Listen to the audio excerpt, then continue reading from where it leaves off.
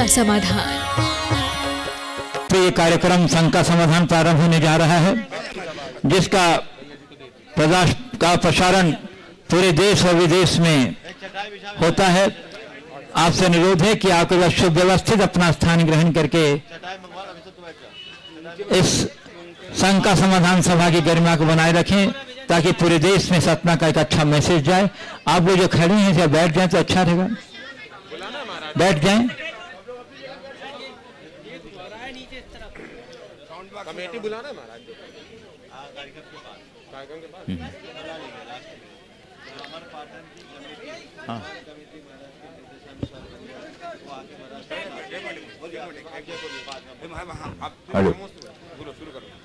बोलिए श्रवण संसदीय नायक प्रातः स्मरणीय संत शिरोमणि परम पूज्य 108 आचार्य गुरुवर विद्यासागर जी महामुनिराज की जय जय जय। बोलिए गुणायतन प्रणेता संघ का समाधान प्रवर्तक भावना योग प्रवर्तक प्रखर वक्ता परम पूज्य 108 मुनिवर श्री प्रमाण सागर जी मुनिराज की जय जय जय। बोलिए परम पूज्य 108 मुनिवर श्री हर सागर जी मुनिराज की जय जय जय।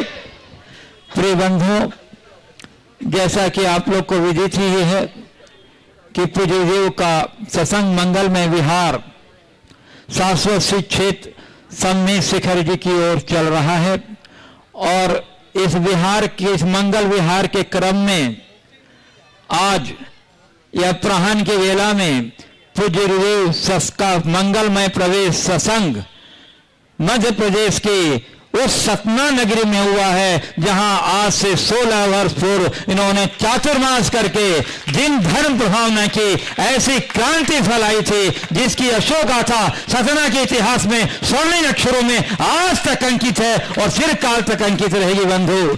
और इस 16 साल के अंतराल के उपरांत के बाद पूज्य देव के यहाँ जो पावन चरण पड़ रहे हैं, उससे मैं देख रहा हूँ सतनावासियों में अपूर्व उत्साह और उमंग है। और अभी नगर की सीमा, अभी तो नगर प्रवेश बाकी है, अभी तो नगर की सीमा में आए हैं, और जो यहाँ का वातावरण देख रहा हूँ और जो प्रवेश की समय बनाई है दिगंबर जैन सोशल ग्रुप मैत्री 108 संदेश यात्रा कार्यक्रम के माध्यम से अपने सुसज्जित परिधानों के साथ, वो देखते ही बन रहा था। मैं सतनावासियों के उत्साह उमंग और गुरुभक्ति की भूरी भूरी प्रशंसा करता हूं। और बंधुओं, आज का यह संघ का समाधान सतना के दयोदय गौशाला के विशाल प्रांगण में, जिस दयोदय गौशाला की स्थापना पूज्य देव की मंगल प्रेरणा से 1998 में यहाँ हुई थी बंधुओं, उसी दयोदय गौशाला के तीर्थंकर उद्यान के वाटिका में यह संघ का समाधान कार्यक्रम यहाँ आयोजित है। और इस संघ का समाधान एक कार्यक्रम का सीधा प्रसारण पूरे देश और विदेश में पारस चैनल, जनवाणी चैनल, प्रमाणिक ऐप के माध्यम से हो रहा है। इस प्रसारण से जुड़े सभी देश और विदेश के श्रद्धालुओं का तथा आज यहाँ संघ का समाधान के कार्यक्रम में उपस्थित सभी श्रद्धालुओं का मैं मंगल विहार यात्रा संघ और सतना के समस्त जैन समाज की ओर से हार्दिक हार्दिक अभिनंदन करता हूं। मैं आपको लिए चलूं संघ का समाधान की ओर। उसके पूर्व हम लोग सभी मिलकर रोज की तरह पूज्य के मंगल में आशीर्वाद से अपने को अभिषेक करके कृतार्थ करेंगे। तो हाथ जोड़िए, मस्तक झुकाइए और बोलिए मेरे साथ, नमो गुरुदेव, नमो गुरुदेव, नमो गुरुदेव। बोलिए मनोश्री प्रमाण सागर जी महाराज की। बंधुओं, अत्यंत प्रसन्नता है कि आज हमारे बीच इस मंगलमय वातावरण के मध्य विशिष्ट अतिथि के रूप में मध्य प्रदेश शासन के राज्य मंत्री श्री राम खिलावन पटेल जी यहाँ उपस्थित हैं। मैं उन्हें आमंत्रित कर रहा हूँ कि कृपया पधारें और गुरुवर के चरणों में श्रीफल भेंट कर आशीर्वाद ग्रहण करें। और सतना की समाज उनका भावहीना सम्मान करेगी, और इस सम्मान के क्रम में अपने तालियों का अवदान दे करके बंधुओं अपना सम्मान करेंगे। प्रशासनिक व्यस्तता के बावजूद भी इन्होंने समय निकाला है, और आज नगर की सीमा पर प्रवेश के मंगल वेला में आप यहाँ उपस्थित होकर के शासन की उपस्थिति को दर्ज कराया है। हम आपकी भावना का भाव भरे अभिनंदन करते हैं बंधु।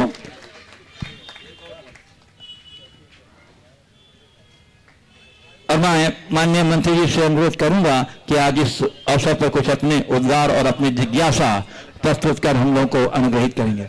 हाँ, पहले सम्मान बंधुओं, इनके मस्तक पर सद्भावना का साफा पहना कर सम्मान किया जा रहा है। आप अनुमोदना की तालियां बजा करके सम्मान की गरिमा को बढ़ा दीजिए बंधु। बहुत ही प्रमोद के क्षण हैं। अब मैं माननीय मंत्री जी से अनुरोध करूंगा कि वह कृपया अपने उद्गार और अपनी जिज्ञासा से हम लोग को उत्प्रेरित करें। भारत माता की, भारत माता की। गौशाला के पावन प्रांगण पर सबसे पहले मैं गुरुदेव प्राण सागर जी महाराज, दूसरे महाराज जी के चरणों में अपना सर झुकाकर प्रणाम करता हूं और गुरुदेव जी से मैं सिर्फ इतने आशीर्वाद मांगता हूं कि हमारे देश के यशस्वी प्रधानमंत्री जी ने कहा है कि यह देश आत्मनिर्भर बने, और हमारे प्रदेश के यशस्वी मुख्यमंत्री जी ने कहा है कि देश में सबसे पहले मध्य प्रदेश आत्मनिर्भर बने। मैं दोनों गुरु जी के चरणों में प्रणाम करके आशीर्वाद मांगता हूं कि देश में हमारा मध्य प्रदेश सबसे पहले आत्मनिर्भर बने और इस प्रदेश में रहने वाले सभी 7.5 करोड़ जनता जनार्दन सब लोग आत्मनिर्भर बने और देश का कल्याण हो, विश्व का कल्याण हो, धर्म का क्षय हो, अधर्म का नाश हो, प्राणियों में सद्भावना हो और विश्व का कल्याण हो। यही आशीर्वाद मांगते हुए मेरे पास अल्पसंख्यक कल्याण विभाग है जिसमें 6 समुदाय के लोग आते हैं, मुस्लिम, सिख, ईसाई, जैन, बौद्ध, पारसी। मुझे उनके विकास की, उनके कल्याण की मध्य प्रदेश में जिम्मेवारी सौंपी गई है। गुरु जी का जो आशीर्वाद होगा निश्चित रूप से हम अल्पसंख्यक समाज के लिए छात्रावास बना सकते हैं, विद्यालय बना सकते हैं, आवासीय विद्यालय बना सकते हैं, कम्युनिटी सेंटर बना सकते हैं, पॉलिटेक्निक कॉलेज बना सकते हैं और इसके लिए जो गुरुदेव जी का आदेश होगा मैं उसको सिरोधार करता हूं। माननीय मुख्यमंत्री जी के तरफ से मैं वचन देता हूं कि जो आपका आदेश होगा उसका अक्षर से पालन करूंगा। बहुत बहुत प्रणाम। हो मेरा कोई प्रश्न नहीं। देश का कल्याण हो, विश्व का कल्याण हो, प्राणियों में सद्भावना हो, बस यही। धन्यवाद। राम खिलावन जी ने जो बात की हो राम की ही बात है। उन्होंने अपने लिए कुछ नहीं चाहा, देश और प्रदेश के लिए अपनी भावना व्यक्त की। निश्चित ये भाव प्रत्येक देशवासी और देशवासी के बाद प्रदेशवासी और प्रदेशवासी के बाद अपने जिलावासी और जिलावासी के बाद नगरवासी तक तो आना ही चाहिए। आपने बहुत अच्छी भावना की है कि भारतवर्ष में मध्य प्रदेश आत्मनिर्भर हो और हम लोग तो हमेशा यही प्रेरणा देते हैं और हमारे गुरुदेव तो हमेशा स्वरोजगार और स्वावलंबन को बढ़ावा देने की बात करते हैं। इस समय आ गया है, पूरे देश और प्रदेश के लोगों को एकजुट होकर इस दिशा में काम करना चाहिए। आपके पास अल्पसंख्यक कल्याण विभाग है और आपने बहुत अच्छी भावना व्यक्त की। जैन समाज में इस दिशा में जागरूकता होनी चाहिए। अल्पसंख्यक दर्जा प्राप्त होने के बाद जैन समाज के लिए समाज के सरकार के अनेक कल्याणकारी योजनाओं का लाभ मिल सकता है। लोगों को इसकी जानकारी न होने के कारण वे लोग लाभ नहीं उठा पाते। जैन समाज ने हमेशा आम जनों के कल्याणार्थ अनेक अनेक उपक्रम किए हैं। जिस गौशाला में भी आप बैठे, ये भी एक प्रकार से मानवता की सेवा का एक उदाहरण है, वो जन कल्याण का ही कार्य है। इनके विभाग से संबद्ध जो भी कार्यक्रम है लोगों को जानकारी लेनी चाहिए। मैं पूरे, चूंकि मध्य प्रदेश की बात है तो मध्य प्रदेश और इसके साथ साथ देश भर के लोगों से कहूँगा कि इस संदर्भ में लोग जागरूकता लाएं और शासन की नीतियों का लाभ उठाते हुए जनता के कल्याण के लिए आगे आए। जैन समाज के द्वारा संचालित संस्थाएं जैनों द्वारा संचालित जरूर रही है, लेकिन जैनियों के लिए सीमित नहीं रही है, हमेशा जनता ने उसका लाभ लिया है। तो ऐसी जो भी योजनाएं हैं उन योजनाओं का क्रियान्वयन होना चाहिए। मैं मंत्री जी से कहूँगा, उन्होंने मुझसे आदेश देने की बात की है। मैं आदेश कुछ नहीं देता, मैं उन्हें उपदेश देता हूँ और इतना ही उपदेश, जब कभी कोई भी ऐसी फाइल आए आपकी टेबल पर वो सरपत दौड़ जाए, बस इतना ही करते रहें, वो सरकारी व्यवस्था का अंग न बने। अगर ऐसी बस दृष्टि आपकी हो गई तो मैं समझता हूं ये बहुत अच्छा कार्य होगा। उनके लिए मेरा आशीर्वाद। बंधु, अब मैं आमंत्रित कर रहा हूं सतना जैन समाज के वरिष्ठ उपाध्यक्ष डॉक्टर अरविंद सर्राफ जी को। उस पर तुम बैठ।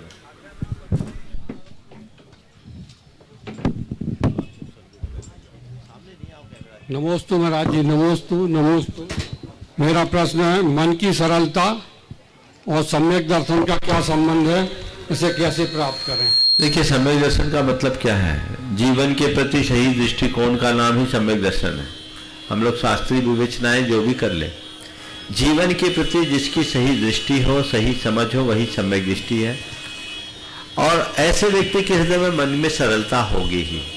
अगर कुटिल परिणाम है तो उसका जीवन के प्रति यथार्थ दृष्टिकोण नहीं है और ऐसा जीव अपने जीवन का कल्याण नहीं कर सकता। मैं आमंत्रित कर रहा हूँ प्रदेश भाजपा नेता श्री योगेश जी ताम्रकार जो यहाँ उपस्थित हैं और गुरु चरणों में श्री फलभर कर आशीर्वाद भी ग्रहण करेंगे और अपनी जिज्ञासा भी यहाँ प्रस्तुत करेंगे। और इसके बाद तैयार रहेंगे श्री जय कुमार जी सिंघई सतना, जो स्थानीय मनीषी के रूप में जाने जाते हैं, पूरे देश में प्रसिद्ध हैं। गुरुदेव के साहित्यों का, कई साहित्यों का इन्होंने संपादन भी किया है। श्री सवाल करना है, कर लो योगेश।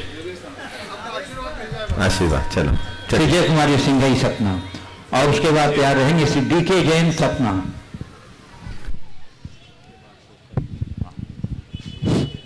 नमोस्तु भगवान। भगवान सन 1998 में आपके चरण कमल इस भूमि पर पड़े और उसका परिणाम ये हुआ कि आज लगभग 1000 पशु अभय होकर के और अपना जीवन यापन कर रहे हैं। एक बहुत बड़ी देन आपके चरणों की भेंट यहाँ हम लोगों को मिली। उसके पश्चात तीर्थंकर उद्यान बनाने का एक उपक्रम आपके आशीर्वाद से प्रारंभ किया और सन 2007 में जब पूज्य आर्यका अकंपमती जी माता जी का चातुर्मास था, उस समय 13 वृक्षों का आरोपण होकर के और ये तीर्थंकर उद्यान प्रारंभ हुआ। आज मुझे ये बतलाते हुए प्रसन्नता हो रही है कि यद्यपि किन्हीं कारणों से हमारे 3 वृक्ष अभी नहीं पनप पाए हैं, हम उनके लिए लगे हुए हैं। बाकी सभी वृक्ष आप देखें आपके आशीर्वाद से लहलहा रहे हैं और ये एक बहुत अच्छा तीर्थंकर उद्यान हमारे बीच में है। हम उन वृक्षों के नीचे बैठ करके ये कामना करते हैं कि अमुक तीर्थंकर भगवंत ने इसी वृक्ष के किसी प्रजाति में किसी काल में बैठ करके केवल ज्ञान प्राप्त किया था और उस वृक्ष के नीचे बैठ करके जो हम ध्यान करते आराधना करते हैं तो भगवान हमारे जीवन में भी वही संस्कार, वही परमाणु हमारे अंदर प्रवेश करें। मैं सिर्फ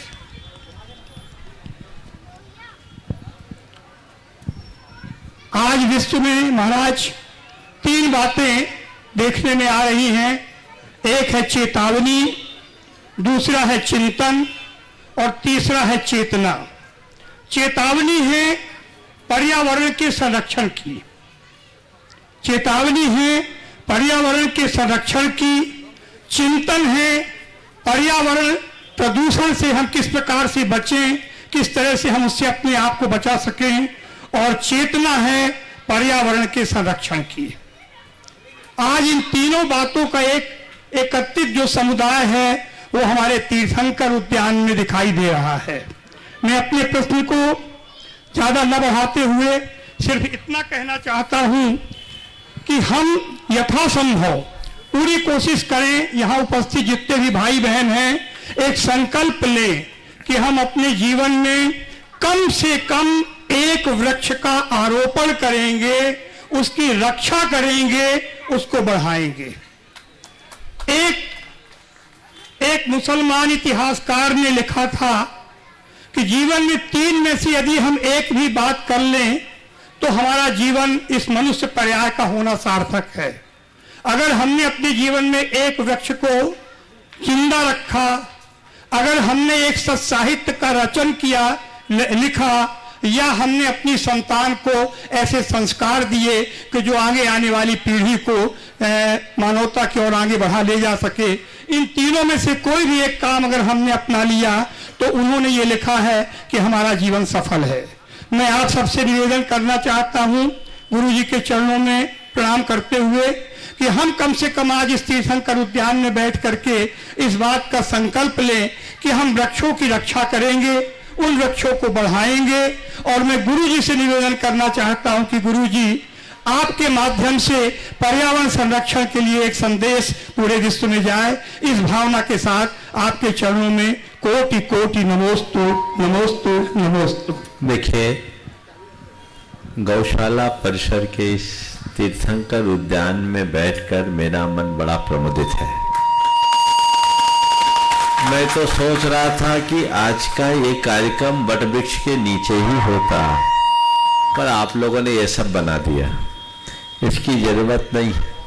मैं चाहूंगा कल सुबह का प्रवचन बिल्कुल खुले बितान में होना चाहिए, और सामने जो आदिनाथ भगवान का वटवृक्ष दिख रहा है उसके ही नीचे, कोई बैकग्राउंड नहीं, कुछ नहीं, नेचुरल। और वैसा ही कार्यक्रम उसी चबूतरे पर मुझे बैठा देना और कार्यक्रम होगा। सन 2004 में जब मैंने इसकी प्रेरणा दी थी, जय कुमार जी ने आगे आकर सारे वृक्षों के बारे में शोध खोज की, और कई वृक्ष दुर्लभ है, हिमालयी क्षेत्र में पनपने वाले नाग आदि के वृक्ष हैं जिनको संरक्षित करना बड़ा कठिन था। लेकिन मुझे सुनकर बड़ी प्रसन्नता है कि 24 में 21 तो पूरे बड़े हो गए दिख रहे हैं। 3 हैं, उनकी भी व्यवस्था कालांतर में हो जाएगी। ये एक बहुत अच्छा रूप, भले जगह छोटी है लेकिन इस छोटी सी जगह में भी इन 24 वृक्षों की संरचना की है। ये बहुत अच्छी बात है और इससे लोगों को प्रेरणा लेना चाहिए। हमारे सभी तीर्थंकरों को केवल ज्ञान और सभी तीर्थंकरों ने दीक्षा वृक्षों के नीचे ही दी है। वृक्षों की महिमा का इससे बड़ा उदाहरण क्या होगा। इसलिए प्रत्येक व्यक्ति को वृक्षों के संरक्षण के लिए तत्पर होना चाहिए। और जो हमारे तीर्थंकर भगवंतों के बोधि वृक्ष है उनका तो प्रमुखता से संरक्षण होना चाहिए। आदिनाथ भगवान को वट वृक्ष के नीचे केवल ज्ञान हुआ है और वो हमारे लिए बड़ा महत्वपूर्ण है। तो यहाँ आप देख रहे हैं बड़ के पेड़ है, पीपल के पेड़ है, अशोक के पेड़ है, कदम के पेड़ है, कैथे के पेड़ है और अनेक अनेक पेड़ है। ये बहुत अच्छी बात है। आज 16 वर्ष के अंतराल के बाद इन वृक्षों को देखकर, यहाँ के वातावरण को देखकर मना बड़ा गदगद है। लेकिन यहाँ बैठने के बाद अब शंका समाधान तो होता रहेगा। थोड़ी सी चर्चा गौशाला की मैं करना चाहूंगा। 2-3 बातें मेरे मन में आ रही है। सबसे पहली बात, चूंकि आज गौशाला आया, मैं चाहता तो बीच में भी रुक सकता था, पर मैंने सोचा आज का कार्यक्रम तो गौशाला में ही होना चाहिए। और इस गौशाला की व्यवस्था को और अधिक व्यवस्थित करने के लिए पूरी समाज में प्रतिदिन का जो खर्च है गौशाला का, उसके 365 सदस्य बन जाने चाहिए और उसकी शुरुआत आज से ही हो जाए और कल सवेरे तक पूरा हो जाए। 5100 रुपया अगर एक दिन कोई दे, साल में एक बार, तो 365 सदस्य हो जाएंगे। अभी बस हाथ मत उठाओ, लिखते जाओ और सब घोषणा एक साथ कल सुबह और कल शाम में भी हो जाएगी। अभी नाम लेते जाइए। और एक बात ये गौशाला के लिए जरूरी है, 365 सदस्य होने चाहिए और ऐसे सदस्य जो दे। पिछली बार भी बहुत सारे सदस्य थे, उनमें आधे फेल हो गए। फेल नहीं होना, परमानेंट देना है। कुछ लोग बाहर हो गए, हमें मालूम है, पूरे नहीं दे रहे, कुछ दे रहे हैं। जो नहीं दे रहे वो देना शुरू करें। इस तरह के जीव दया के कार्य में समाज को हमेशा अग्रसर होना चाहिए। आप सोचो कितने जीवों को अभय की प्राप्ति यहाँ से हुई है, तो ये कोई बड़ी बात नहीं है। मैं आप लोगों से एक बात कहना चाहता हूँ, ऐसा नहीं कि मात्र 5100 रुपया दो। आज 5100 रुपया की क्या वैल्यू। तुम्हारे घर के जितने सदस्य हैं उनके जन्मदिन के दिन तुम यहाँ और गौशाला का संरक्षण करो, उसकी एक व्यवस्था बना दो। जिनका जन्मदिन है वो परिवार सहित यहाँ आए, गायों को गोग्रास खिलाए और गायों के साथ कुछ क्षण बिताए। 7 पुण्य का बंध होगा और जो अभय दान देता है उसकी अब मृत्यु टलती है। 365 कोई बड़ी चीज नहीं है। एक घर में 5 सदस्य तो 5 सदस्य के नाम से दो, कोई बड़ी चीज नहीं है। और ये लिस्ट बन जानी चाहिए कि कोई भी नाम दे, व्यक्तिगत नहीं, पूरे परिवार के जितने सदस्य हैं, कौन कितने दिन देता है, 5 दिन, 3 दिन, 1 दिन, 2 दिन तो बहुत छोटी सी बात है।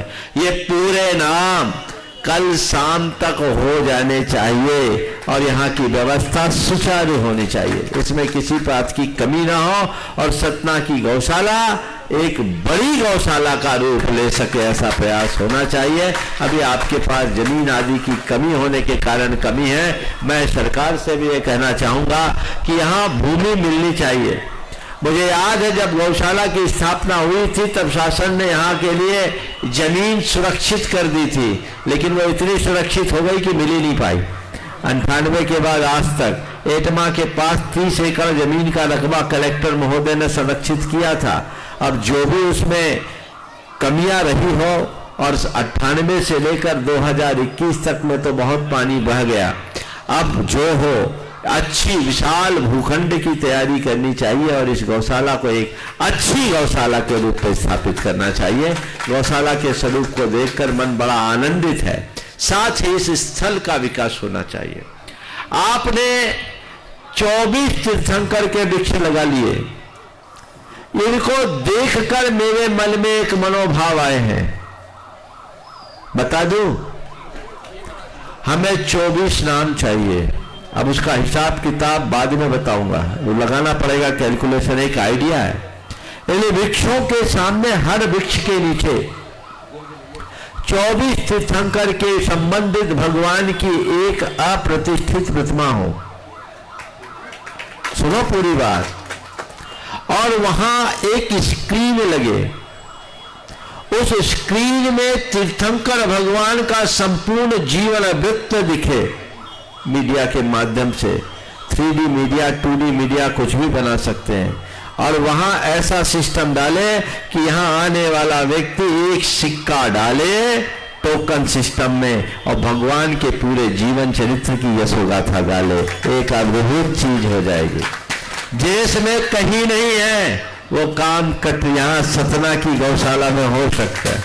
और मैं ऐसा इसलिए बोल रहा हूं कि यहाँ वृक्षों को विकसित होता देख रहा हूं। अन्यत्र कहीं कोई करे तो सालों तो उन्हें वृक्षों को विकसित करने में लग जाएंगे।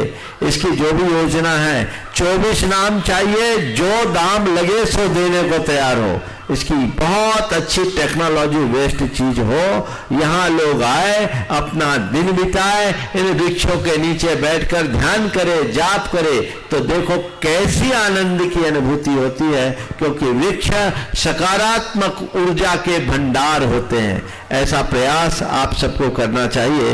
ये तो सहज मेरे मन में भाव यहाँ आने के बाद हुआ है। मुझे उम्मीद है सवेरे तक पूरे के पूरे 24 नाम हो जाएंगे। इनका काम आप सबको प्राथमिकता से करना चाहिए। शंका समाधान के क्रम को आगे बढ़ाएं। चलिए, और मैं आमंत्रित कर रहा हूं उस दिगंबर जैन सोशल ग्रुप मैत्री जिन्होंने आज अगवानी के कार्यक्रम में संदेश यात्रा कार रैली के माध्यम से पूरे अगवानी के कार्यक्रम में 4 चांद लगा दिया। वो सभी युवक यहाँ उपस्थित खड़े हो जाएं और एक जन आप अपना प्रश्न पूछ लेंगे। एक बार जोरदार कल्चर अभिनंदन से स्वागत कर दीजिए बंधुओं युवाओं का दिगंबर जैन सोशल ग्रुप मैत्री, जिन्होंने आज 108 कारों के माध्यम से कार रैली निकाल करके अगवानी के कार्यक्रम की शोभा बढ़ाई है। और इसके बाद तैयार रहेंगे श्री प्रेमचंद जी जैन प्रेमी कटनी। मुनीश्री जी, आपने कहा था कि हम पूज्य मुनि आचार्य विद्यासागर जी महाराज के दर्शन करके हमारी बैटरी चार्ज हो गई। हम लोग भी आज से कहते हैं कि 16 वर्षों के बाद आपके दर्शन करके पूरे सतना वासियों की बैटरी चार्ज हो गई है। और महाराज श्री, आपने कहा कि 4 दिन का प्रवास है, क्या आप एक शून्य उसमें और नहीं जोड़ सकते सतना वासियों के लिए? तालियों से आप लोग स्वागत करें। मुनीश्री जी, फिर भी मैं आपसे जानना चाहता हूं कि आपका जो भी प्रवास हम सबको मिले उसका हम अपने जीवन में आगे कैसे उपयोग करें, जिससे हमारे सभी लोगों के जीवन का कल्याण हो सके। भावना योग तो एक आपने बहुत अच्छा माध्यम हम सबको दिया है, उस माध्यम से भी यदि एक कार्यशाला सतना में आयोजित हो तो बहुत ही कृपा होगी आपकी महाराज श्री। देखो बैटरी चार्ज हो गई कि नहीं हुई है बताओ? हो गई महाराज। अब ये बताओ, बैटरी चार्ज हो जाने के बाद उसको पिन में लगाए रखते हो कि उसको फंक्शन में लेते हो? बोलो, जब बैटरी चार्ज हो गई तो जरूरत क्या समझ गए ना?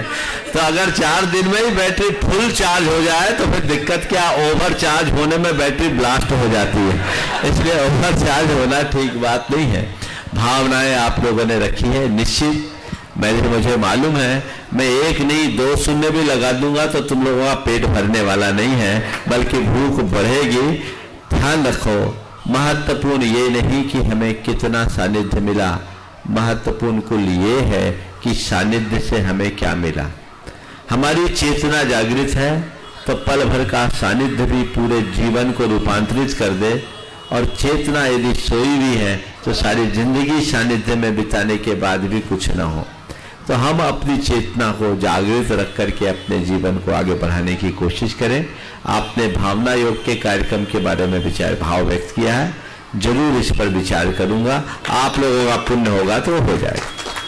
बंधुओं, जैसा कि आप लोग विदित से गुरुदेव के कामंगल में बिहार सम्य शिखर की ओर हो रहा है, और इस संपूर्ण बिहार के पुण्यार्जकत्व का सौभाग्य प्राप्त किया है श्री प्रेमचंद जी जैन प्रेमी कटनी गुणायतन ट्रस्टी। एक बार जोरदार कर ध्वनि से बंधुओं, और इनके साथ में श्री कटनी के ही श्री सेठ सुभाष जी जैन, दोनों ने संयुक्त रूप से पुण्यार्जकत्व का सौभाग्य प्राप्त किया है। गुरुदेव के आशीर्वाद से निश्चय ही यह आपका परम सौभाग्य है। एक बार पुनः जोरदार करता ध्वनि से अभिनंदन कर दीजिए, और वो अपना प्रश्न रखें। उसके बाद तैयार रहेंगे श्री इंजीनियर सुभाष जी जैन, बांदा के चीफ इंजीनियर गुवाहाटी ट्रस्टी। बोलिए। मुनि द्वय के चरणों में त्रिवार नमोस्तु। गुरुदेव, अभी तीर्थंकर उद्यान की अपन ने बात की, तो गुरुदेव एक प्रश्न आया मन में कि इन वृक्षों के नीचे जिन भगवानों को केवल ज्ञान प्राप्त होता है, तो इस केवल ज्ञान से उस वृक्ष का कोई तालमेल होता है क्या, कोई संबंध होता है क्या? देखिए, वृक्षों की महिमा अपरंपार है।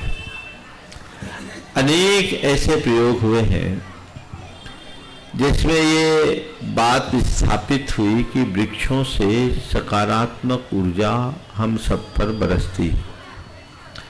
ऐसे वृक्ष सहिष्णुता और सरलता के प्रतीक हैं। वृक्ष सर्दी गर्मी बरसात की बाधा को सहते हैं, आंधी तूफान में भी अविचल रहते हैं, खुद धूप में रहकर हमें छाया प्रदान करते हैं। तो वृक्षों जैसी सहिष्णुता हमारे भीतर विकसित हो, इस भाव से तीर्थंकर वृक्षों के नीचे दीक्षा लेते हैं। दूसरी बात, ये बात प्रयोग सिद्ध है कि वृक्ष के नीचे जो वृक्षों की सकारात्मक ऊर्जा हम पर बरसती है, उसमें कॉस्मिक और डिवाइन एनर्जी का फ्लो बढ़ जाता है। ये हमारी चेतना के केंद्रीकरण में विशेष निमित्त बनते हैं। हो सकता है तीर्थंकरों के केवल ज्ञान का वृक्षों के नीचे होने के पीछे ये एक प्रयोजन होगा। वे जिस वृक्ष के नीचे दीक्षित होते हैं, उसी वृक्ष के नीचे उन्हें केवल ज्ञान होता है। माने संबंधित तीर्थंकर उन वृक्षों के पास ही विशेष साधना करते हैं। तो वृक्ष का हमारी साधना से बड़ा गहरा संबंध है। हमारे यहाँ तो तरुमूल योग है, समझ गए? वृक्ष मूल योग या तरुमूल योग, उसमें मुनिजन वृक्षों के नीचे पूरे 4-4 माह एक आसन पर खड़े होकर साधना करते बिताते। तो ये वृक्षों का बहुत बड़ा महात्म है।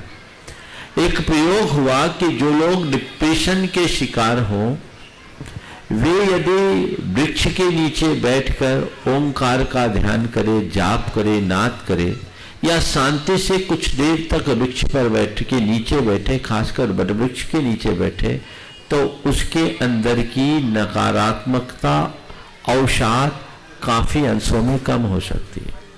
मैं सतना के संदर्भ में एक बात जरूर कहूंगा। आज के समय में डिप्रेशन, एंजाइटी जैसी बीमारी से लोग बहुत ज्यादा ग्रसित है।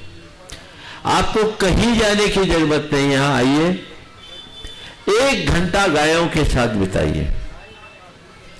यूरोप में और अमेरिका में तो कौ यार्ड थेरेपी चल रखी है। कौ यार्ड थेरेपी मानी गौशाला थेरेपी। पूना बता रहा हूँ, कौ यार्ड थेरेपी है। यूरोप में पिछले 20 सालों से बहुत तेजी से इसका प्रचार हो रहा है और 1 घंटे के $100 ले लेते हो। उसमें उनको गायों के बीच रखा जाता है, गायों से आलिंगन कराया जाता है, गायों को सहलाया सिखाया जाता है, गायों के बीच समय बिताया जाता है। 3 महीने में लोग डिप्रेशन से बाहर आ जाते हैं। पूना में एक भाई ने प्रयोग किया। पूना में एक संत तुकाराम गौशाला है, उसके विषय में मुझे डॉक्टर सुहास शाह ने बताया कि उस गौशाला के संचालक के द्वारा एक बड़ा अच्छा काम होता है। वे क्या करते हैं, सड़क पर जितने भी पागल लोग घूमते रहते हैं उनको उठा के गौशाला में ले आते हैं और उनको 6 महीने गायों के बीच रखते हैं। वो ठीक हो जाते हैं और ज्यादातर उनके कर्मचारी वही हैं जो सड़क पर घूमते पागल थे और अब ठीक है। ये लाभ है। तो यहां जो भी इस तरह की बीमारी के शिकार हैं, आपको दोहरा लाभ मिल रहा है। कुछ क्षण गायों के बीच बिताओ और यहां वृक्षों के नीचे बैठो, यहां भावना योग करो, ऊर्जा प्रवाह का ध्यान करो, ओंकार का नाद करो, जो तुम्हारा इष्ट मंत्र है, नमोकार मंत्री आय इष्ट है, उसका स्मरण करो, काया पलट होगे। यहां वैसी शांति का वातावरण होना चाहिए, आनंद आएगा। तो ये प्रयोग लोगों को करना चाहिए और ऐसे कार्यों को बढ़ावा देना चाहिए। ये हम सब के लिए बहुत हितकारी। इंजीनियर सुभाष जी जैन, एक भावना योग का शिविर कराइए। एक काम कीजिए, कल सुबह आ जाइए, सुबह से शीघ्रम समाचार। कल सुबह प्रवचन की जगह आप लोग थोड़ा 8 बजे आ जाइए।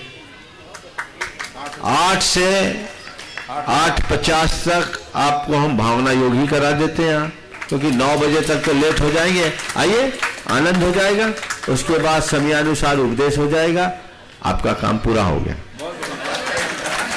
श्री इंजीनियर सुभाष जी जैन बांदा के चीफ इंजीनियर हैं और उसके बाद तैयार रहेंगे श्री लप्पू जैन सतना कोषाध्यक्ष, जो प्रोफेसर एस सेठी बड़वानी का प्रश्न रखेंगे। परम पूज्य गुरुवर द्वय के चरणों में कोटिशः नमोस्तु। महाराज श्री पूज्य मुनि अभय सागर जी ने भी आपके चरणों में नमोस्तु निवेदित किया है और आज मैं अपना प्रश्न रखने से पहले उन्हीं से संबंधित एक बात रखना चाह रहा हूँ। पूज्य मुनि अभय सागर जी के दिशा निर्देशन में एक यह प्रयास चल रहा है कि जिस प्रकार खाद्य पदार्थों पर ग्रीन और रेड सिग्नल के नियम सरकार ने बनाया हुआ है, इसी प्रकार साबुन और जितने भी कॉस्मेटिक्स हैं उन पर भी ये ग्रीन और रेड सिग्नल, रेड साइन इस पर बनाया जाए। इसके संबंध में चूँकि बहुत सारी भ्रांतियाँ फैली हुई हैं। साबुन का ही यदि हम उदाहरण लें तो सिर्फ 2 साबुन ही ऐसे हैं जो ये लिखते हैं it contains no animal fat. बाकी सभी साबुनों पे TFM टोटल फैटी मैटर लिखा होता है 65%, 70%, 75%। और ये है कि वो सारा का सारा फैटी मटेरियल जो है वो जानवरों पर आधारित होता है। कुछ साबुन कंपनियों ने कुटिलता दिखाते हुए यह लिखना चालू कर दिया है made from 100% vegetable oils only, लेकिन कोई भी ये नहीं लिखता है it contains no animal fat. तो इसी को लेके मुनिश्री के निर्देशन में ये प्रयास किया गया और उसके तहत 16 मई 2018 को भारत सरकार की central drug technical advisory board इस प्रस्ताव को अनुमोदित भी कर चुका है, लेकिन ये 3.25 साल होने के बाद भी अभी तक ये प्रस्ताव भारत सरकार ने लागू नहीं किया है, इसे नियम नहीं बनाया है। इसके संबंध में आपसे भी निवेदन है कि कृपया अपना उद्बोधन देना चाहें और लोगों को संदेश देना चाहें। देखिए, अभय सागर जी महाराज समाज को हमेशा जगाने का काम करते रहते हैं। ये संदेश उनका मेरे पास पहले भी आया था, कटनी में भी मैंने इस विषय में बात की। ये बहुत ही अच्छा कदम है, जिसको जो उपयोग करना है करे, लेकिन कम से कम शाकाहारी लोग अपनी भावनाओं को सुरक्षित रखें।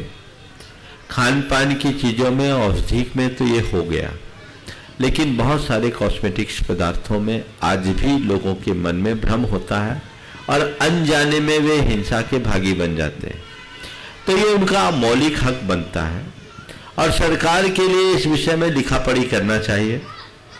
राज्य सरकार और केंद्र सरकार, इससे संबंधित जितने भी लोग हैं, उनके माध्यम से ये बात सरकार तक जानी चाहिए। अगर एक बार प्रस्ताव इसका हो चुका है तो उसे और आगे भी बढ़ाना चाहिए और इसके लिए सभी को अपने अपने स्तर पर बात करनी चाहिए। यहाँ मंत्री जी बैठे हैं, योगेश भाई बैठे हैं, मैं इनसे भी कहूँगा इस कार्य को आगे बढ़ाएं और सभी लोग अपने अपने स्तर पर आगे बढ़े। इसकी पूरी जानकारी प्रामाणिक ऐप में उपलब्ध है ना? डाल दिया है, डाल देना, अभी वेबसाइट पे डाल देना, इनको दे दीजिएगा कागज, तो ये आज डल जाएगी। तो उसका जो भी चीज़ें हैं आप लोग उसको लेकर जनता सरकार तक इसे पहुंचाए और कोशिश करें कि जनहितकारी इस कार्य को शीघ्र पूरा किया जा सके। श्री लक्ष्मण जी हमारे साथ मेरी एक जिज्ञासा है कि श्री आदि पुराण जी में उल्लेख आता है कि दान, दाता और पात्र तीनों में से यदि एक भी दूषित होता है तो बाकी दोनों को भी दूषित कर देता है। इसको महाराज जी थोड़ा स्पष्ट करने की कृपा। दान दूषित हो तो दाता दूषित होगा, जिस पात्र को देगा वो पात्र भी दूषित होगा। जी महाराज। दाता दूषित होगा तो उसका दान दूषित है ही, और दूषित दाता अगर अच्छे पात्र को भी दान देगा तो पात्र दूषित हो जाएगा। और पात्र ही दूषित है तो गलत जगह अगर आप अपना द्रव्य लगाओगे तो उसका अच्छा फल क्या होगा? आप बताओ, राख में पानी डालोगे तो अंकुर होगा क्या? इसलिए बात बिल्कुल सही है कि दान, दाता और पात्र तीनों अच्छे होने चाहिए। श्री लप्पू जी सतना कोषाध्यक्ष, जो प्रोफेसर है सेठी बड़वानी, जो अपने प्रश्नों के लिए बड़े चर्चित रहे थे बड़वानी चातुर्मास में, और उसके बाद तैयार नहीं श्री डी.के. जैन सतना। परम पूज्य स्वाधिपुर निष्ठित द्वय के श्री चरणों में सविनय नमोस्तु नमोस्तु। पूज्य गुरुदेव, आपके चरणों के अनन्य भक्त प्रोफेसर यस सेठी जी ने अपनी कुछ जिज्ञासा भेजी है, मैं उनके पूछना चाहता हूँ। पूज्य गुरुदेव, जो व्यक्ति जीवन में संघर्ष से परिचित नहीं होता, इतिहास गवाह है, वो कभी चर्चित नहीं होता। बहुत सुंदर। गुरुवर, संघर्ष से परिचय और लोगों की चर्चा का विषय बनने के लिए खुद में किन विशेषताओं का संचय करें? नमस्ते। जो मनुष्य संघर्ष से परिचित नहीं होता वो दुनिया में कभी चर्चित नहीं होता। आपने पूछा संघर्ष से परिचय और लोगों के बीच चर्चित होने के लिए हम क्या करें? देखिए, संघर्ष कौन कर सकता है? संघर्ष वही कर सकता है जिसका आत्मविश्वास प्रबल हो, जिसके सामने केवल और केवल उसका लक्ष्य हो, जो सकारात्मक सोच लेकर के चलता हो और आशावादी कठिन परिश्रम करता हो, वो व्यक्ति संघर्ष कर सकता है। तो हमें चाहिए कि संघर्ष का जज्बा प्रकट करने के लिए अपने भीतर आत्मविश्वास जगाएं, अपने सामने केवल और केवल लक्ष्य को रखें। सामने लक्ष्य और प्रगाढ़ आत्मविश्वास हो तो मन कभी डगमगाएगा नहीं। फिर ऐसा व्यक्ति सकारात्मक होगा, कठोर परिश्रम करेगा, मन में धैर्य होगा। संघर्ष धैर्य के बिना नहीं हो सकता। जिसका मन अधीर हो जाता है वो थोड़ी देर में टूट जाता है। इसलिए हमें धैर्य रखते हुए आत्मविश्वास से लवरेज होकर लक्ष्योन्मुखी बनकर के चलना चाहिए, तभी हम अपने जीवन में कामयाबी के मुकाम तक पहुंच सकेंगे। श्री डी.के. जैन सतना, प्राचार्य सुभाष जैन, उपाध्यक्ष देवदेव गौशाला इलेक्ट्रिक इंपोरियम। महाराज जी नमोस्तु नमोस्तु नमोस्तु। महाराज जी, हमें अनेक जन्मों के बाद में पुण्य कर्मों से मानव धर्म प्राप्त हुआ है, देव शास्त्र गुरु का सानिध्य प्राप्त हुआ है। हमें गृहस्थ धर्म को निभाते हुए उसकी सीमाओं के अंदर हम ऐसा क्या करें कि हम श्रेष्ठ मानव बन सकें? कृपया कुछ मत करिए, गृहस्थोचित कर्तव्यों का पालन कीजिए। हमारे शास्त्रों में एक सदगृहस्थ के लिए जो बातें बताई उन्हें अपना लीजिए। आप गृहस्थ तो सब बन जाते हैं, सदगृहस्थ कोई कोई बन पाता है। गृहस्थ होना एक स्थिति है, जिसके जिसके फेरे पड़ गए सब गृहस्थ हो गए, समझ गए ना?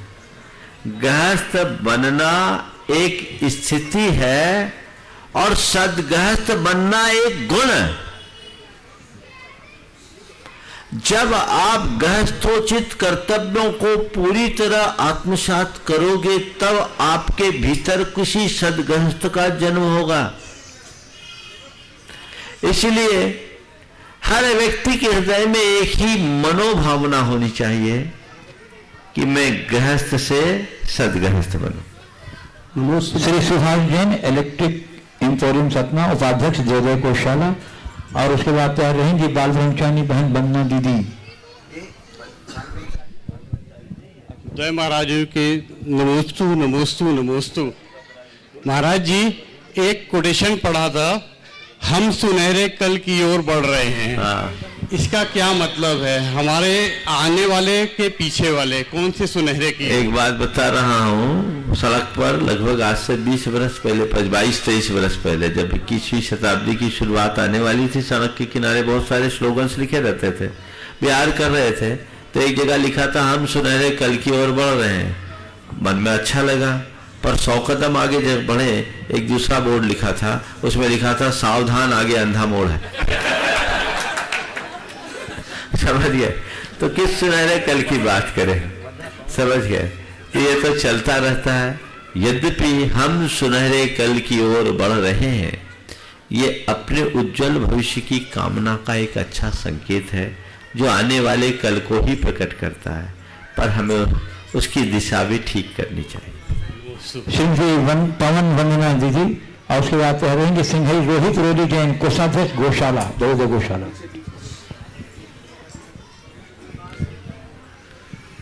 ओ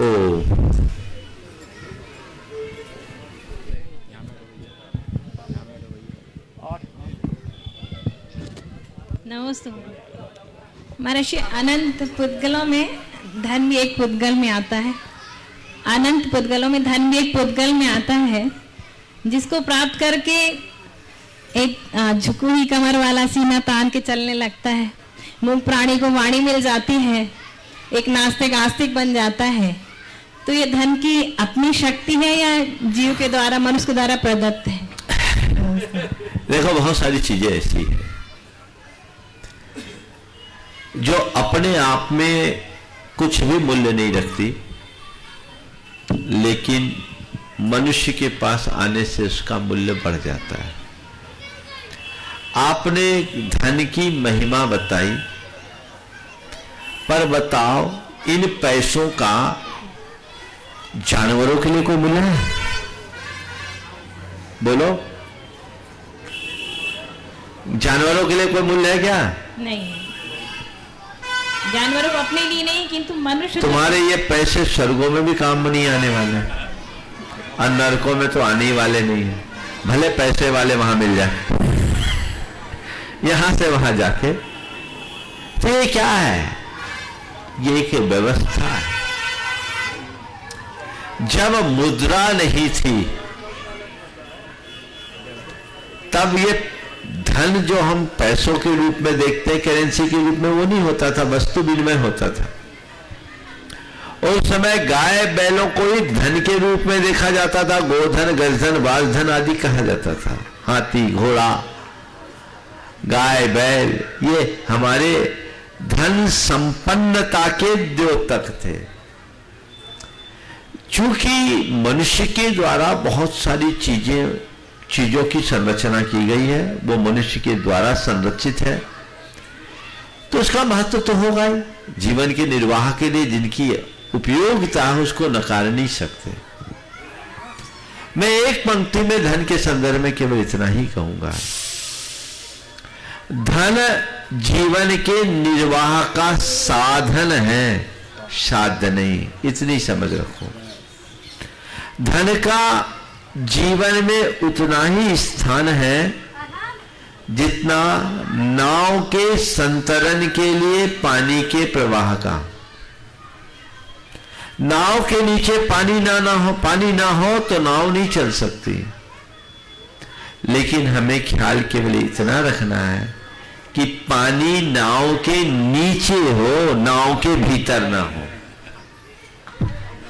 पानी नाव के नीचे हो तो नाव की शोभा है, और पानी नाव के भीतर हो तो नाव के लिए खतरा है। बस इतनी सी समझ मन में जग जाए तो सारा काम। सिंघई रोहित रोली जैन कोषाध्यक्ष कोषाला और स्वाध्याय रहेंगे स्थानीय विद्वान पंडित दयाचंद जी शास्त्री, प्राचार्य Mahavir Digambar Jain higher secondary school Satna. पूज्य मुनिदय के चरणों में बारंबार नमोस्तु।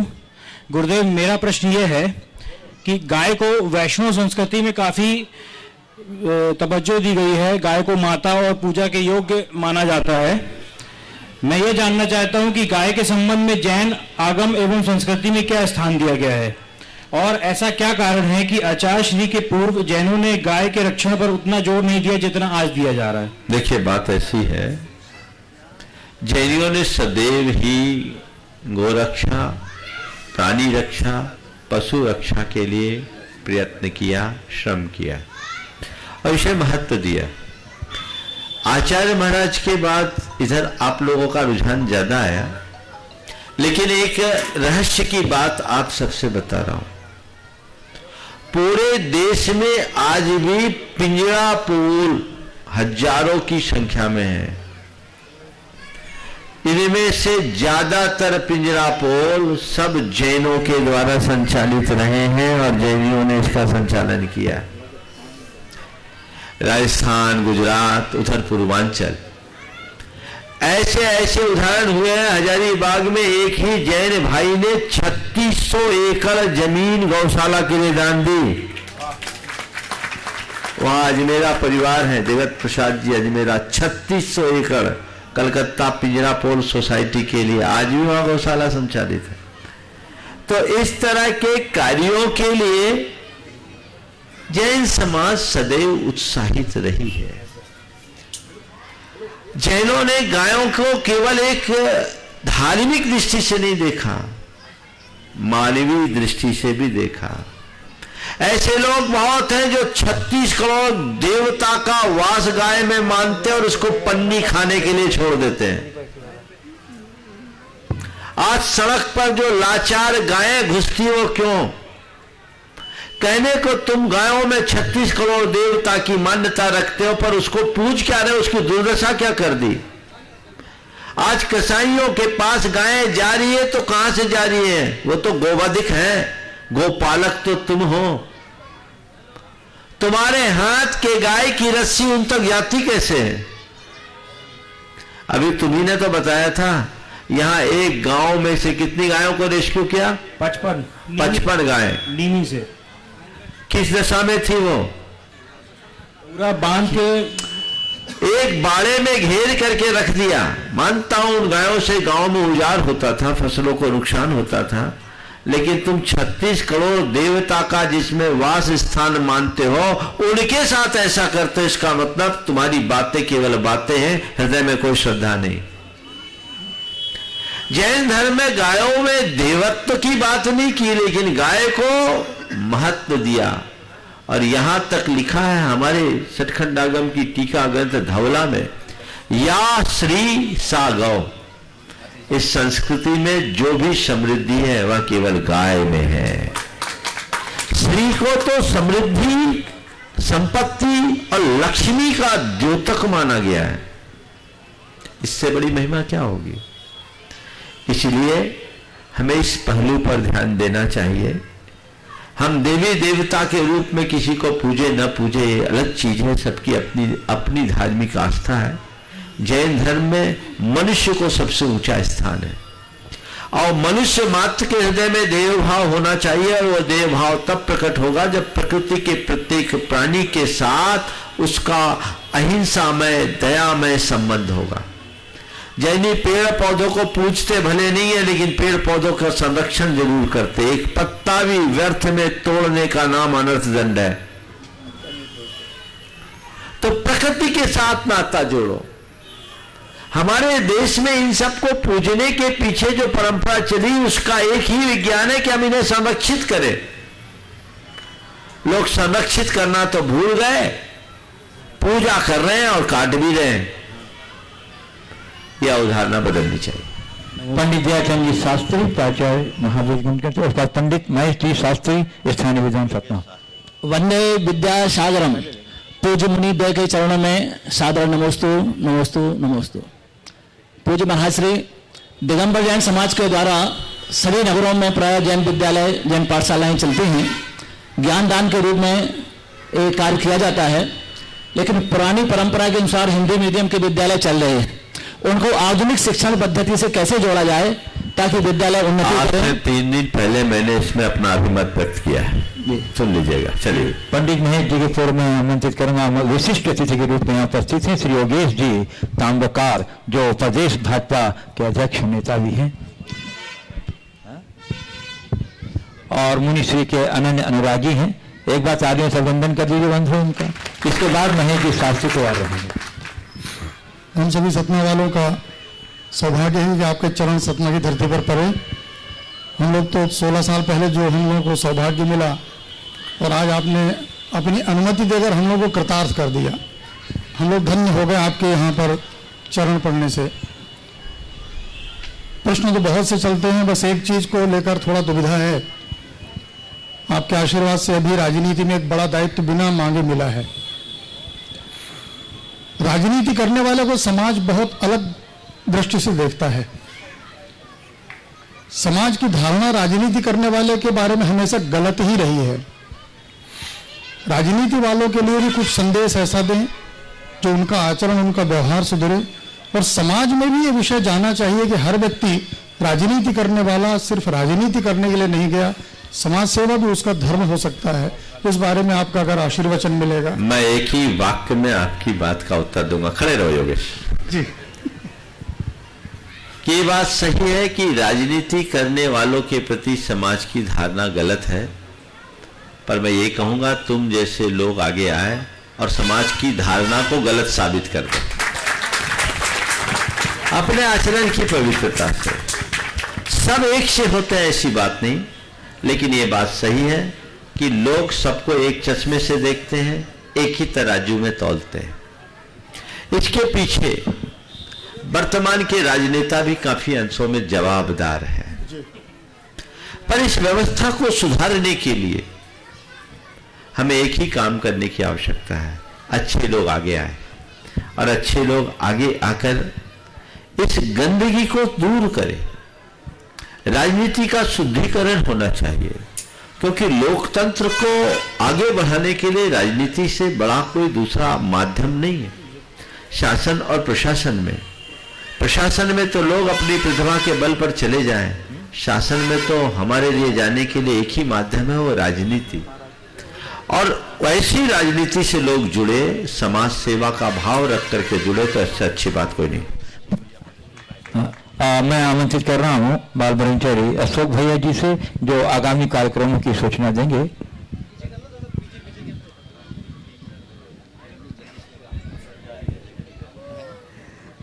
पूज्य मुनिदेव के पावन श्री चरणों में कोटि कोटि नमोस्तु। आप सभी को मालूम है पूज्य महाराज श्री का मंगल विहार चल रहा है, और उसी क्रम में यह सौभाग्य आपके हाथों में है कि जितने दिन भी महाराज श्री का प्रवास सतना की इस पावन धरा पर हो रहा है, हम उनके संपूर्ण कार्यक्रमों का सौभाग्य तो प्राप्त कर ही रहे हैं प्रवचन और शंका समाधान के माध्यम से। उसी श्रृंखला में श्री नेमिनाथ भगवान को उनकी नवीन वेदिका पर विराजमान करने का सौभाग्य भी आपके हाथों में होगा, और उसका मांगलिक कार्यक्रम 7, 8 और 9 फरवरी को श्री दिगंबर जैन मंदिर परिसर में आयोजित है। 7 फरवरी को प्रातःकालीन वेला में जप स्थापना होगी, भगवान का मंगल अभिषेक, शांति धारा, ध्वजारोहण, और उसके साथ साथ में जयंत परमात्मा की पूजन होगी, वेदी शुद्धि की क्रियाएं होंगी। पूज्य महाराज श्री का प्रवचन का जो निर्धारित समय है और शंका समाधान का जो निर्धारित समय है वह अपने समय पर ही होगा। 8 तारीख को प्रातःकालीन वेला में नवीन वेदिका के संस्कार की विधि वहां पर संपन्न की जाएगी और 9 तारीख को नेमिनाथ भगवान को नवीन वेदिका पर विराजमान किया जाएगा। उसके बाद में विश्व शांति महायज्ञ हवन की पावन प्रक्रिया संपन्न होगी। महामस्तकाभिषेक और शेष जो कार्यक्रम है उसकी घोषणा आने वाले कल के दिन की जाएगी। बंधुओं, कल मध्याह्न 1 बजे से गुरुदेव का यहाँ से विहार होगा और 2 बजे गुरुदेव की यहाँ अगवानी की जाएगी और वह अगवानी जाकर के फिर शंका समाधान कार्यक्रम में वहाँ परिवर्तित हो जाएगा पावर हाउस के मैदान में। आप इसी कार्यक्रम के अनुसार अपने व्यवस्थित करेंगे और प्रतिदिन जब तक गुरुदेव का यहाँ प्रवास है प्रातःकालीन कार्यक्रम प्रवचन का 8:50 पर होगा वहीं पावर हाउस के मैदान में। आप इस कार्यक्रम के साथ रहिएगा। पंडित महेश जी शास्त्री सतना, इसके बाद श्री रूपेश जैन, अच्छा पहले सतना के अध्यक्ष श्री रमेश इंजीनियर। जैसा कि अभी आपको जानकारी दी जा रही थी कि शंकर समाधान और मुनिश्री का दिव्य प्रवचन, ये मुनिश्री के जो शंकर समाधान का कार्य है वो दिव्य प्रवचन माला जो होने वाली है 3 दिवसीय, ये हिंदू पर्व समन्वय समिति और जैन समाज के संयुक्त तत्वाधान में आयोजित है। समय प्रवचन का सुबह 8:50 से 9:50 10 बजे तक रहेगा। सभी इसमें जैन अजैन जैनेतर सभी हिंदू पर्व समन्वय समिति से जुड़ी सभी समाज बंधु इसमें शामिल हैं और ये कल सभी समाजें मुनिश्री की अगवानी में भी शामिल होने वाली हैं। शंकर समाधान में भी सभी लोग उपस्थित रहेंगे। कल मुनिश्री का शंकर समाधान सीधे ही मुनिश्री की जैसी अगवानी होगी मुनिश्री का। एक बात मैं कह दूं, आप लोगों का उत्साह बहुत ज्यादा परिलक्षित हो रहा है। उत्साह होना चाहिए, पर मैं मानता हूं ये उत्साह केवल आप लोगों का नहीं, सभी भक्तों का है, पूरी सतना की जनता का उत्साह है। कल के संदर्भ में मैं आप लोगों को एक जरूर बात कहूंगा कि रास्ते में कहीं भी पाद प्रक्षालन की व्यवस्था मत रखिएगा। एक भी घर में, चाहे कोई पदाधिकारी हो चाहे कोई, मंच पे आप बैठने के बाद कर लेना, सबकी तरफ से हो जाएगा। और आप लोग कोई भी हमारे आगे नहीं चलेंगे, महाराज श्री के पीछे चलेंगे। ये व्यवस्था करना, मेरे पीछे महाराज जी और महाराज जी के पीछे आप लोग, ये व्यवस्था आप लोगों को करनी है ताकि कल लोगों को दर्शन लाभ हो सके। आप लोग 10-50 लोग हम लोगों को ऐसे घेर लेते हैं कि सबको आपकी पीठ दिखाई पड़ती है। मुझे मालूम है सतना के भगत लोग बड़े अनुशासित हैं और कल पूरे उस अनुशासन का प्रमाण प्रस्तुत करेंगे। इन्हें दोबारा बोलने की जरूरत नहीं पड़ेगी, इसका आप सब ध्यान रखें। अमरपाटन की जो निर्माण कमेटी है वो सजाएं गुरुदेव के चरणों में। हाँ, और इसका हाँ बंधु, एक बहुत महत्वपूर्ण सूचना है कि कल के मंगल प्रवेश का पूरा लाइव कार्यक्रम जिनवाणी प्रसिद्ध के माध्यम से पूरे देश में प्रसारित होगा 2 बजे से। इसलिए सतना वासियों को और भी जिम्मेदारी बनता है कि पूर्ण अनुशासन और परिचय दें और प्राय सूचना को अपने अपने माध्यम से इसको जितना ज्यादा स्प्रेड कर सकते हैं स्प्रेड कर दीजिए। आ जाइए महामंत्री अमरपाटन समाज के सभी जो निर्माण कमेटी है, जो देखिए बहुत अच्छी प्रसन्नता है। कल अमरपाटन में शिलान्यास हुआ, इन लोगों में निर्माण कमेटी बन गई, निर्माण कमेटी बन गई है। आइए एक बार आशीर्वाद ले लीजिए और ये संकल्प लीजिए कि हम लोग हाथ जोड़िए, बोले महाराज जी हम सभी लोग मिलजुल कर एकजुटता के साथ मंदिर के निर्माण की संपूर्ण प्रक्रिया को आपके निर्देशानुसार पूरा करेंगे। किसी भी प्रकार का विवाद होने पर आपस में नहीं उलझेंगे। चलिए आशीर्वाद सबको। इस प्रकार आज के सत्र को परम पूज्य गुरुदेव के चरणों में नमन अर्पित करते हुए यहीं पर विराम। बोलिए, समय हो गया।